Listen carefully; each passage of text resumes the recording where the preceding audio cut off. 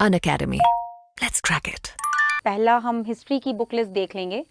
तो हिस्ट्री में कुछ डिविजन्स हैं, ancient, medieval, modern, world history. तो सबके लिए कुछ बुक लिस्ट है। सबसे पहले एंशियंट और मिडिवल के लिए एक कॉमन सोर्स रहेगा। तमिलनाडु बोर्ड क्लास 11th की जो बुक है, ये दोनों का काम कर देगी, एंशियंट का भी कर देगी और मिडिवल का भी कर देगी। ये बुक ऑनलाइन आपको मिल जाएगी पीडीएफ के फॉर्मेट में। उस पीडीएफ को आप प्रिंट कर लीजिए, स्पाइरल कर लीजिए। और एक छोटी सी टिप ये है कि जब उसको प्रिंट करें या स्पाइरल करें, जो भी, एक साइड प्लेन रखिएगा, एक साइड प्रिंटेड रखिएगा। तो ये आपकी एक बेस मटेरियल होगी, क्योंकि जब आप इन दोनों किताबों इन किताब को पढ़ेंगे, ये दो टॉपिक कवर करने के लिए, और आप एक बार पढ़ चुके होंगे, आपको I'm restarting the slide again.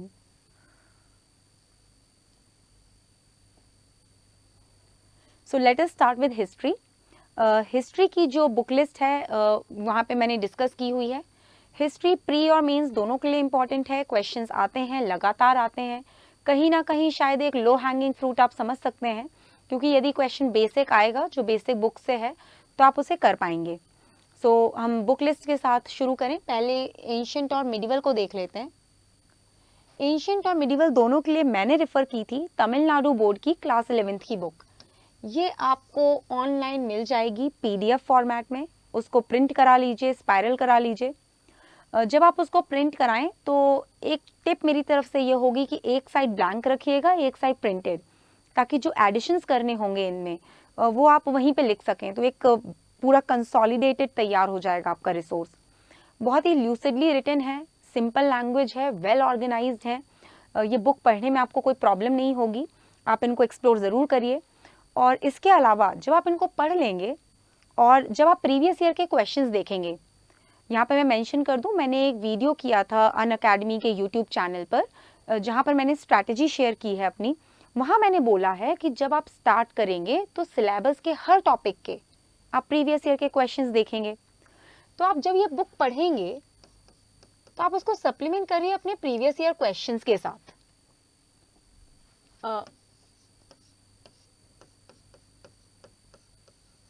Suppose आपने दोनों बुक्स को पढ़ लिया, आपने प्रीवियस ईयर के क्वेश्चंस जाकर के देखे, और फिर आपको लगता है इन प्रीवियस ईयर के क्वेश्चंस को देख करके कि शायद कुछ एक्स्ट्रा टॉपिक्स निकल करके आ रहे हैं। मतलब अगर आपने इनसे कोई टॉपिक पढ़ा था, मगर जब क्वेश्चन करने गए तो वो शायद इन किताबों से नहीं हो रहा, या कुछ ऐसा लग रहा है बाहर से आया हुआ क्वेश्चन है। कुछ नहीं करना, मैंने कहा उस वीडियो में मैंने रिपीट किया था, मैं फिर से रिपीट कर देती हूँ। Questions don't repeat, topics do. जो भी प्रीवियस ईयर का क्वेश्चन नहीं बना, उसके टॉपिक को देखिए, उस टॉपिक को पढ़िए। कहाँ से पढ़ेंगे? गूगल कर लीजिए। सपोज बुद्धिज्म से क्वेश्चन आता है, थोड़ा डिटेल में आता है, वो किताबों में नहीं मिल रहा, तो जाकर के गूगल किया बुद्धिज्म यूपीएससी, कुछ ना कुछ मटेरियल सामने आएगा। उनमें से आपको कौन सा सूटेबल लगता है आप उसको देख लीजिए, उसमें पढ़ करके देखिए, तो वो डिटेल में टॉपिक हो गया। इन किताबों में जहाँ कहीं भी बुद्धिज्म दिया हुआ हो, उसके जो ऑपोजिट में ब्लैंक पेज है, मैंने कहा ना एक साइड ब्लैंक एक साइड प्रिंटेड, वहाँ जाके इसकी पूरी नोटिंग बना ली। जब ऐसा कर लेंगे आप, तो आपके जो प्रीवियस ईयर के टॉपिक्स हैं और जो ये पूरी बुक है, ये आपस में कंसोलिडेट होकर के एक अच्छा रिसोर्स बन करके सामने आ जाएगी। और मेरे हिसाब से ये सही तरीका होगा इसे करने का, एक कॉम्प्रिहेंसिव तरीका है और कहीं ना कहीं एक स्मार्ट तरीका भी है। Otherwise ancient history, medieval history बहुत बल्कि हो सकती है। प्रीवियस ईयर क्वेश्चन यदि देखेंगे तो पाएंगे कि थोड़ा सा कंसेप्चुअल अंडरस्टैंडिंग ज़्यादा ज़रूरी है, रादर देन कि कौन से किंग ने कौन सा वॉर लड़ा, कौन जीता कौन हारा। उससे ज़्यादा इंपॉर्टेंट है उस टाइम के पॉलिटिकल, सोशल, इकोनॉमिक कंडीशंस, उन पे क्वेश्चन ज़्यादा हैं। तो उस माइंडसेट से आप इनको पढ़िए। इन दोनों के अलावा मॉडर्न हिस्ट्री के लिए मेरा सिंगल पॉइंट सोल्यूशन था स्पेक्ट्रम बुक। मॉडर्न हिस्ट्री के लिए स्पेक्ट्रम बुक आती है बाय राजीव अहीर सर, उसको पढ़िए। वेल रिटन है, कॉम्प्रिहेंसिव है। और यदि क्वेश्चन, कुछ लोग कहते हैं कि जो ओल्ड एनसीईआरटी है बाय बिपिन चंद्रा सर, आप वो पढ़ सकते हैं। मुझे स्पेक्ट्रम ज़्यादा बेटर लगी, क्योंकि एक point wise, note wise, note making format में है, वो नोट्स के फॉर्मेट में ही दिया हुआ है, तो मुझे कंफर्टेबल लगी पढ़ने में। आप चाहें तो आप एक्सप्लोर करिए। मुझे बुक सही लगी, मैंने प्री मेंस दोनों स्टेज पे यही बुक रेफर की थी, तो पढ़ करके देखिए। स्पेक्ट्रम बुक में आपको ज़्यादातर चीज़ें कवर हो जाएंगी, और अब तो जो नए एडिशंस आ रहे हैं उनमें पोस्ट इंडिपेंडेंस इंडिया भी दिया हुआ है, तो वो पूरा कंसोलिडेटेड मटेरियल आपको यहाँ मिल जाएगा। और once again previous year questions के साथ उसको देखिए। यदि आप ये प्रीवियस ईयर क्वेश्चंस का यूटिलाइजेशन समझना चाहते हैं तो वो स्ट्रैटेजी वाले वीडियो में है, उसको एक्सप्लोर करिए। आपने स्पेक्ट्रम कर ली, well written book, comprehensively written book, देख करके लगेगा बल्कि है क्योंकि थोड़ी सी मोटी बुक है, हालांकि उसका साइज़ छोटा है, डिक्शनरी टाइप का साइज़ है उसका थोड़ा, तो कर लेंगे। अगर बहुत डर लगता है हिस्ट्री से, एक टिप छोटी सी, हालांकि मैं reading books and note making लूँगी अलग से एक सेशन, मगर फिर भी यदि आपको ऐसा लगता है कि बहुत ज़्यादा बल्कि हो रहा है, एक साथ नहीं हो रहा, हिस्ट्री थोड़ा सा जो नॉन ह्यूमैनिटीज़ बैकग्राउंड से हैं उन्हें ज़्यादा दिक्कत होती है, मुझे दिक्कत हुई थी, तो मैंने स्पेक्ट्रम को I divided into very small portions, approximately 800 pages. So I did 40 pages each day. 40 pages सुन के लग रहा होगा ज़्यादा है, जब आप देखेंगे सामने तो it is not much because the size of the pages is small. So spectrum was the book, so every day 40 pages I read and I completed it, वो हो जाता है complete. Apart from that mains में आता है world history, it's world history written here. Mains का portion है world history, prelims में नहीं है ना। वर्ल्ड हिस्ट्री के साथ अगर क्वेश्चंस देखेंगे या तो फिर वो प्रिडिक्टेबल लाइंस पे होते हैं जो सिलेबस में बेसिक हैं, फ्रेंच रिवॉल्यूशन एंड वो यूनिफिकेशन एंड डीकोलोनाइजेशन, जो कुछ भी था उस पर अगर बेसिक क्वेश्चन है आपसे हो जाएगा। कई बार बड़ा अनकन्वेंशनल सा क्वेश्चन आता है, अभी शायद क्वेश्चन आया था लास्ट ईयर या last to last year about Malay peninsula, तो कहीं क्वेश्चन आ जाएगा अबाउट साउथ अमेरिकन इंडिपेंडेंस। उसमें मेरे अकॉर्डिंग कॉस्ट बेनिफिट रेशो बहुत अच्छा नहीं है। So just do the low hanging fruits in this particular topic. उसके लिए मुझे तमिलनाडु बोर्ड की क्लास 12th की बुक बहुत अच्छी लगी। ये बुक में 2 पार्ट्स हैं, एक में मॉडर्न इंडियन हिस्ट्री को डिस्कस किया है, वो तो बहुत ही शॉर्ट है सिलेबस के हिसाब से, तो वो उसके लिए तो spectrum is sufficient, but for the other portion, मतलब ये जो वर्ल्ड हिस्ट्री वाला पोर्शन है उसके लिए I really thought that this is a good resource.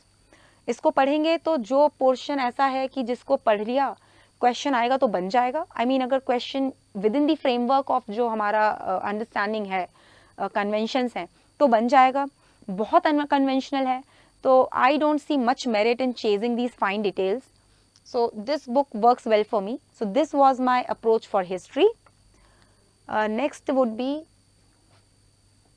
Next would be art and culture, closely related to history. So what you have to do, my base material was, see now one thing, एक चीज़ होती है base book, उसमें छोटे छोटे addition होते जाते हैं कि ये मेरा, जैसे मेरी जो मैंने कहा तमिलनाडु बोर्ड की क्लास 11th बुक मेरी बेस मटेरियल है, कोई प्रीवियस ईयर क्वेश्चन का कुछ मिल गया तो उसी में ऐड कर दिया, उसी में लिख दिया, छोटा सा नोट डाल दिया। सिमिलरली स्पेक्ट्रम में अगर कुछ एडिशनल मिला तो एक ब्लैंक पेज ले जा करके बीच में डाला, तुरंत वहाँ पे छोटा सा नोट लगा दिया, ताकि सारी चीज़ें एक जगह पर हों। This is very important, otherwise बाद में consolidation will become an issue. Art and culture की अगर बात की जाए तो मेरा बेस मटेरियल जो है वो नितिन सिंघानिया सर के हैंड रिटन नोट्स हैं, बुक नहीं, हैंड रिटन नोट्स रेफर किए। मुझे लगा वो ज़्यादा वेल ऑर्गेनाइज्ड और मुझे पढ़ने में अच्छे लगे। आप एक बार ज़रूर देखिए, may be you will like them. So Nitin Singhania sir के हैंड रिटन नोट्स मेरा बेस मटेरियल थे। उसके अलावा फाइन आर्ट्स की क्लास 11th की एनसीईआरटी पूरी नहीं पढ़नी है, वो बहुत फैक्चुअल है। उसमें आपको मेन क्या ध्यान देना है, एक तो ग्लॉसरी देख लीजिएगा, लास्ट में दी हुई है, 5 to 6 पेजेस की है, की टर्म्स हैं और उनकी डेफिनेशन है। बार बार पढ़ेंगे तो याद हो जाएगा। उन 5-6 पेजेस को कर लीजिए, यकीन मानिए प्रीलिम्स 2020 में इस ग्लॉसरी में से एक क्वेश्चन आया था। इसके अलावा आपको फाइन आर्ट्स की एनसीईआरटी में क्या करना है, इसमें बीच बीच में चैप्टर्स के बॉक्सेस दिए हुए हैं। बॉक्सेस मतलब कुछ मॉन्यूमेंट का पिक्चर होगा और उस बॉक्स के अंदर उसका डिस्क्रिप्शन होगा। अब बहुत माइन्यूट डिस्क्रिप्शन की लेंथ ऑफ दी वॉल कितनी है और ब्रेथ ऑफ दी वॉल कितनी है, उससे ज़्यादा एक मैक्रो व्यू लेकर के देखिए। जैसे उन्होंने कहा कि particular monument was the first marble monument of India और marble architecture of India, then it becomes important. उस तरह से आप बॉक्सेस कर लीजिए, हार्डली 20 बॉक्सेस होंगे या 30 boxes, I haven't counted, doable है. आर्ट एंड कल्चर बहुत फैक्चुअल लगेगा, बहुत हैवी लगेगा. Please to make it interesting, to make it doable, have pictorial learning. What to do whenever you are reading. Mobile phone सबके पास होता है, जा करके गूगल करिए उसकी images. Suppose you have read about a particular painting. If you read about Madhubani paintings that you know monochrome है और उसमें कुछ लाइंस का यूज है, ये है वो है.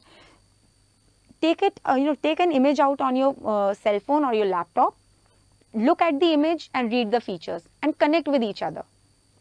इस तरह की रीडिंग अगर मेंस में आंसर राइटिंग आया और कहीं दिमाग में छोटी सी एक इमेज रह गई और आपने एक छोटा सा डायग्राम साइड में बना दिया कि ऐसी ऐसी मधुबनी की इमेज होती है, I am sorry, I am just giving suggestive representation. So अगर आपने उस तरह का वहाँ पे आइडिया दे दिया, you will get good marks. It adds quality to your own answers. So do that. Pictorial learning will help you. It will help you remember things for long. आपने द्रविड़ स्टाइल ऑफ आर्किटेक्चर पढ़ा, नगर style of architecture पढ़ा, तुरंत photo देख लीजिए. जो famous temples के नाम आए तुरंत फोटो देखिए, उससे आपके दिमाग में बस जाएगा. जैसे आप इंडस वैली सिविलाइजेशन का आर्ट एंड आर्किटेक्चर पढ़ेंगे, यूट्यूब पे या तो छोटे छोटे वीडियोस देख लीजिए या उनकी इमेजेस देख लीजिए. You will understand and you will remember for long and it will make things more interesting as well. Otherwise, things become quite factual. So just follow these resources. I followed them and they were quite fruitful for me.